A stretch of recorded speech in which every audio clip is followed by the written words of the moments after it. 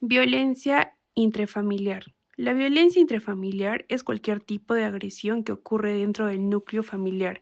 Puede manifestarse de muchas formas y afecta profundamente la salud física, emocional y psicológica de las personas que la sufren. Como tipos de violencia intrafamiliar tenemos la violencia física.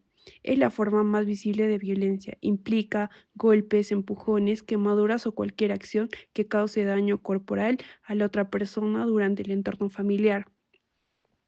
Violencia psicológica. Se da a través de insultos, humillaciones, chantajes, amenazas o manipulación, aunque no deja marcas visibles, puede afectar gravemente la autoestima y el bienestar emocional.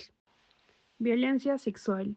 Es cualquier acto sexual forzado o no consentido dentro de la familia. Puede darse en parejas o incluso en relaciones de poder, como padre-hijo o entre familias.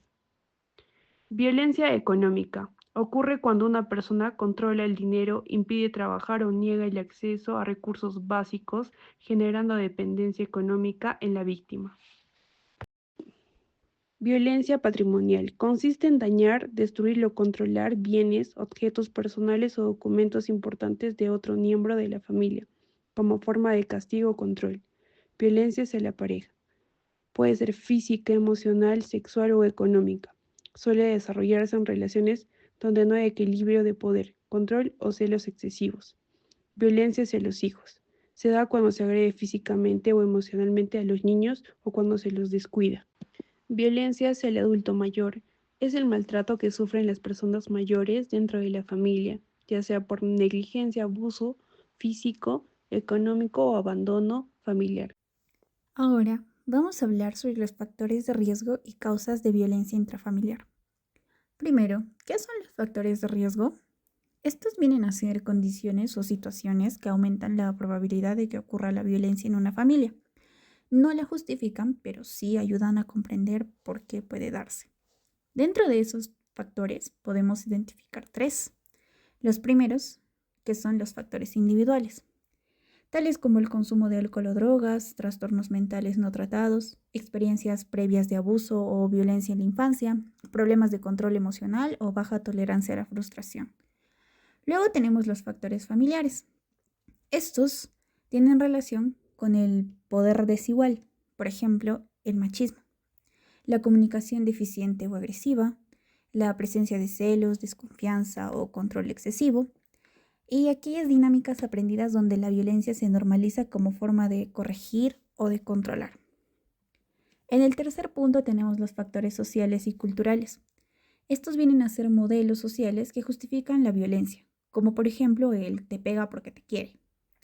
La falta de acceso a la educación o a recursos económicos, entornos donde hay pobreza, estrés constante o falta de apoyo comunitario, y la normalización de roles de género rígidos y sobre todo desiguales.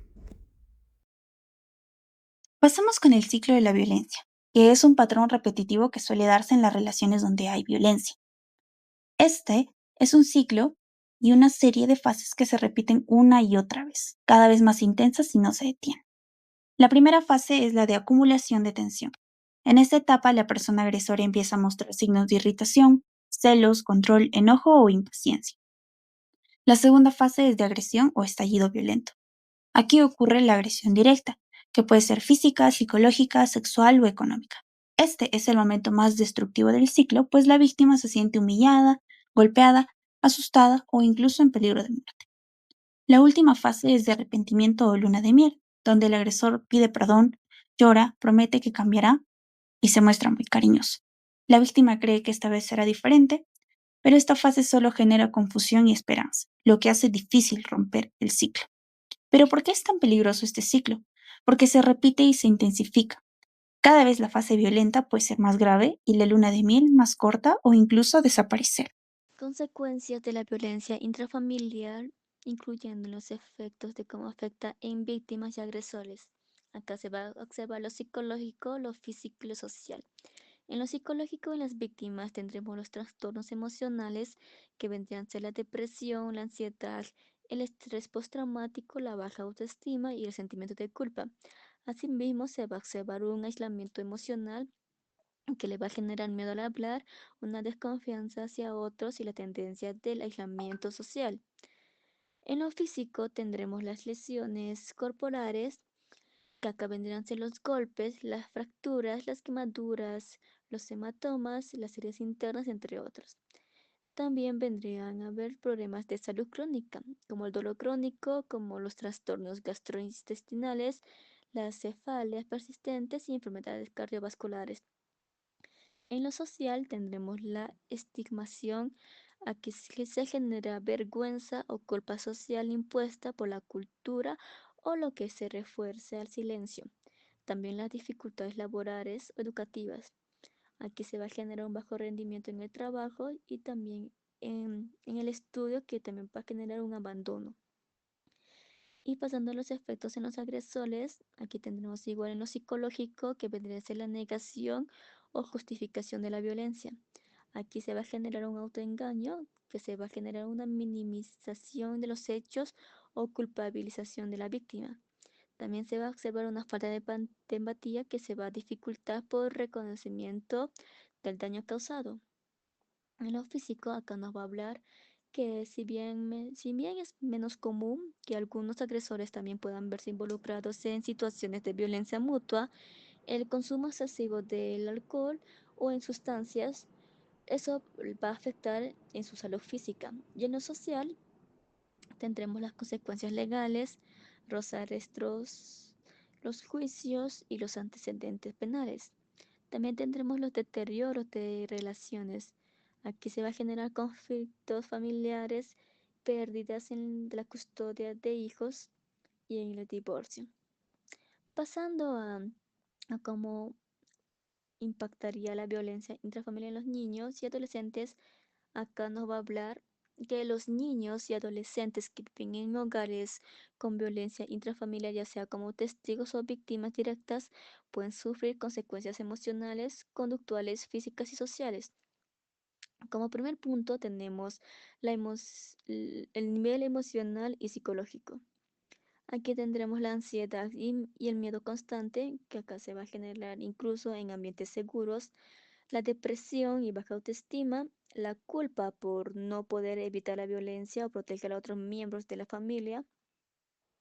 Como segundo punto vendría a ser a nivel conductual, que aquí se va a ver la agresividad o el comportamiento violento con compañeros o hermanos, el aislamiento social o dificultad para relacionarse con otros y, y el riesgo del consumo de alcohol, drogas o conductas delictivas en la adolescencia.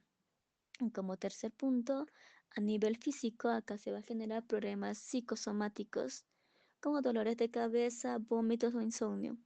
También en casos graves se va a poder ver maltratos físicos directos por parte del agresor.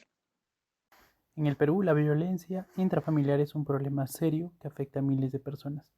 Según la encuesta ENDES, en el año 2023, más del 53% de mujeres han sufrido violencia por parte de su pareja alguna vez en su vida.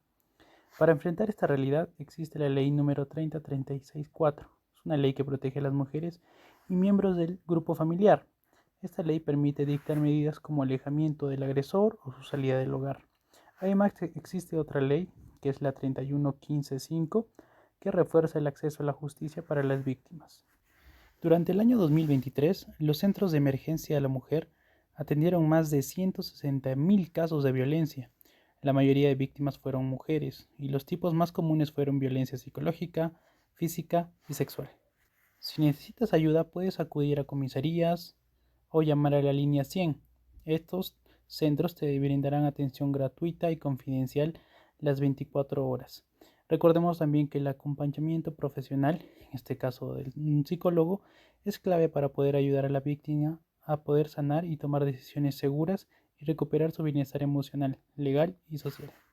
¿Sabías que muchas veces la violencia intrafamiliar no se ve a simple vista?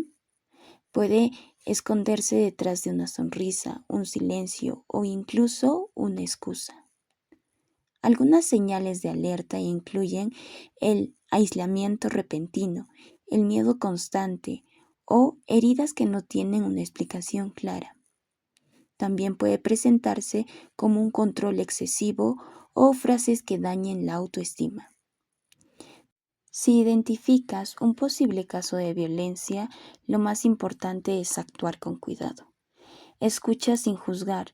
Asegura a la persona que no está sola. No enfrentes al agresor, porque eso podría poner en riesgo tu vida y la vida de la víctima. Llama a una línea segura de ayuda y acude a las comisarías o centros especializados. Y si la persona acepta tu compañía, ayúdale en el proceso. La violencia intrafamiliar no debe quedarse en silencio. Tu ayuda puede cambiar una vida.